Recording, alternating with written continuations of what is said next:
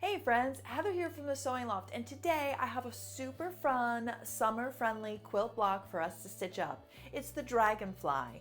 This block is available in 2 sizes, requires no special tools or rulers, and the best part is it's perfect for your scraps. We're going to start with the wings. To create our wings, we'll be using the squares from our cut pile and also the colorful pieces. We'll be stitching each block from corner to corner. To help keep our stitching straight, I suggest using a heat erasing pen like a Frixion to draw a line from corner to corner, or if your machine happens to have a guide beam like mine, utilize that feature. Then it's just a matter of putting each piece in place and stitching them together.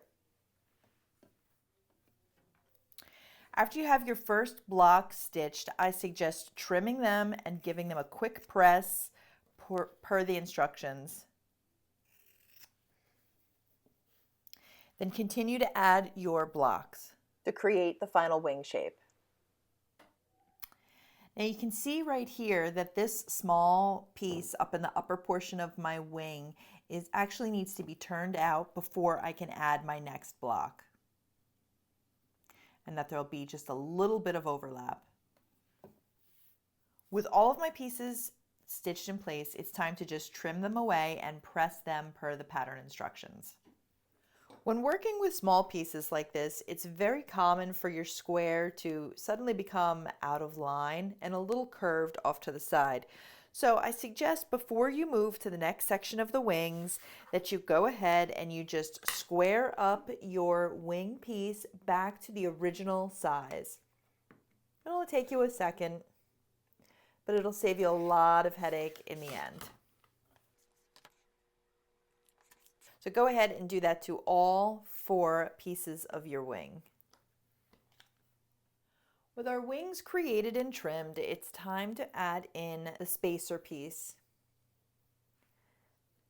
And you just really want to take your time on this, especially on the 6-inch block. All of your pieces are small, and in the end, this is going to be just a little sliver of the background.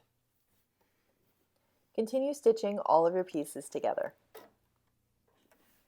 With our wings stitched up, it's time to create the body. We're going to start with our long piece, and we are going to attach the square details in the bottom, just like we did with the wings.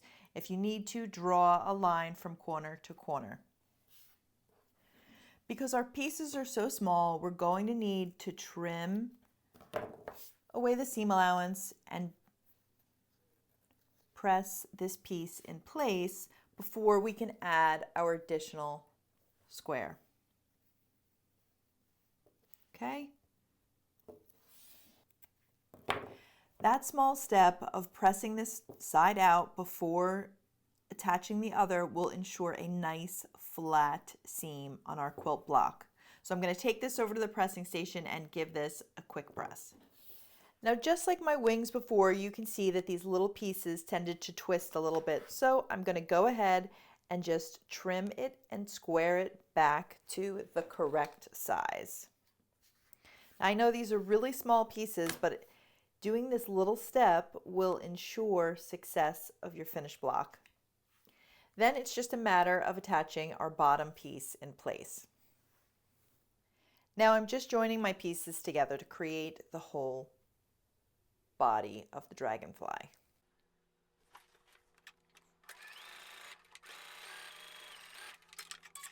Because these pieces are so small, I like to press as I go. So I'm going to bring this over to the ironing station and press my seams flat.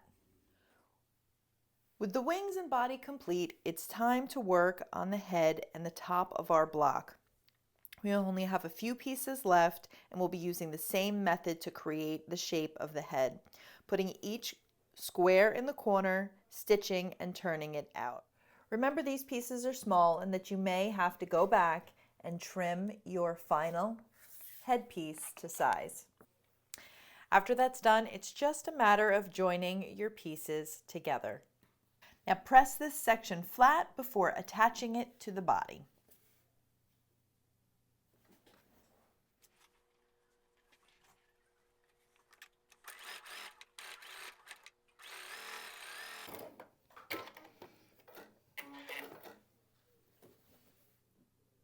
After you have everything stitched and pressed, just go around and give it a quick trim to size.